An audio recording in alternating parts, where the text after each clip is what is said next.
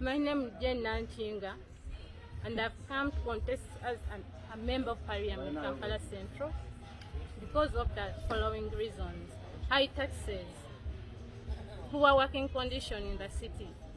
We want to change. We want to use our taxes. We want to see that our taxes are benefiting us. We want to give hope to people who have lost hope in the city. People are so depressed because no one is hoping. We need people as members of Parliament because it's us who make the laws which oppresses our people.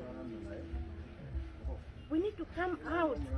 We need to have hearts for other members because this is our country. Let's stand up and make a change from the grassroots. What should the people of Kampala expect out of you? They should expect I need to, first of all, because people are heartbroken, they need to be rehabilitated. And because I'm a counselor, social worker by profession, I'll make sure there's a rehabilitation around Kampala for businessmen and women to come and get hope.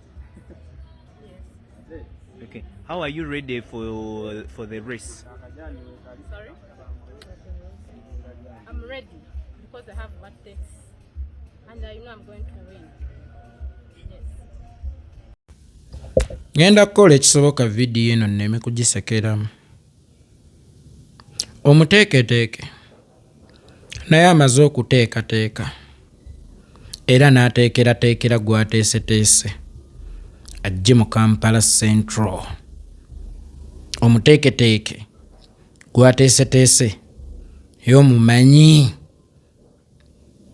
Hey, abantu b'e Kampala tubanjulira MP owa Kampala Central nga si mulala nga ye muzzukulu wa Katende Nanchinga Jeni ku lw'omuti Sseddugge. Omuti Sseddugge guvuddeko Naddugge.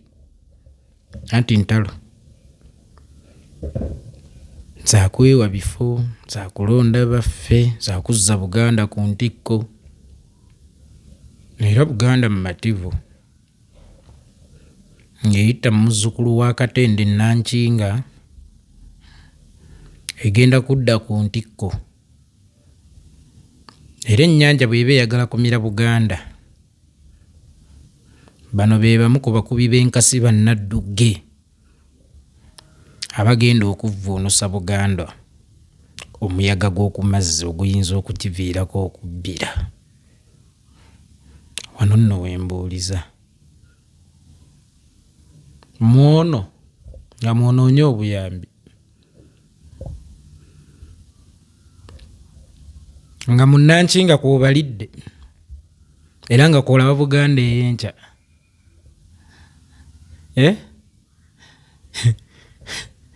Nanchinga mutadde essuubi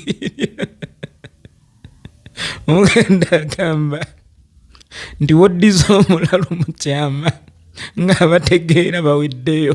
Ati ze neetegereza ekintu ky'omuteeketeeke okuva ku ntandikwa bakkanidde ndibe waaye bakoma kuteekateeka gwe tewateekateeka.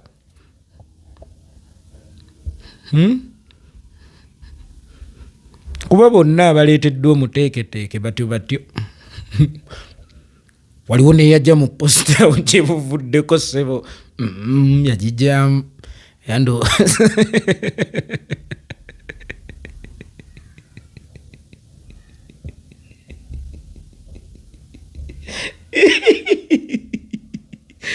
ye kandidenti asookedde ddala okulaba okuva ku ngatto paka ku mutwe ku kipande. Kati ate ye principal ali Masaka Agoma Mukambwe tasalikako musale abatuuze batambula kati bataddeko elementi ayagala mumutema mbazzi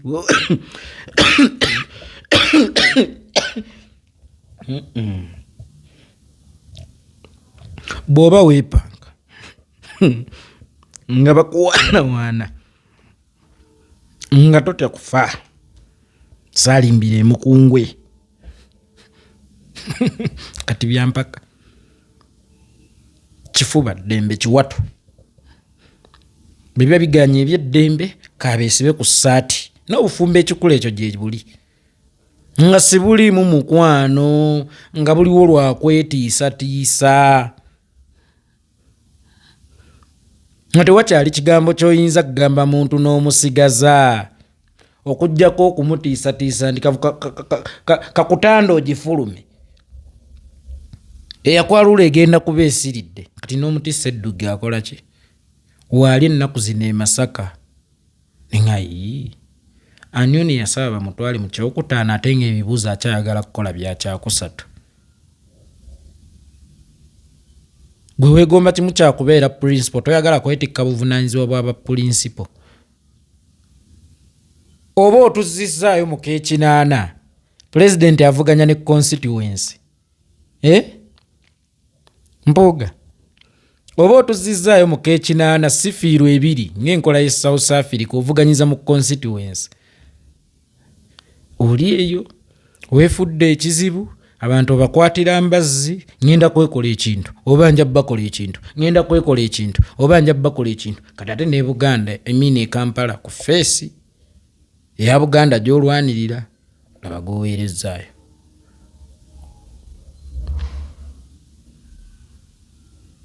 Ow'ekinyinyi bw'aba yalina okwaniriza abagenyi olwo abasigadde mu kisenge ono bw'oba gw'oleese e Kampala otadde mu byalo kiri kitya baffe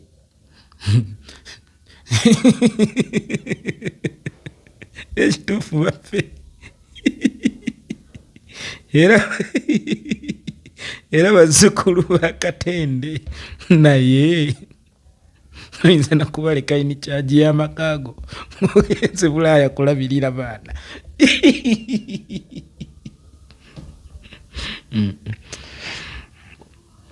Mpuuga wagwa nnyo,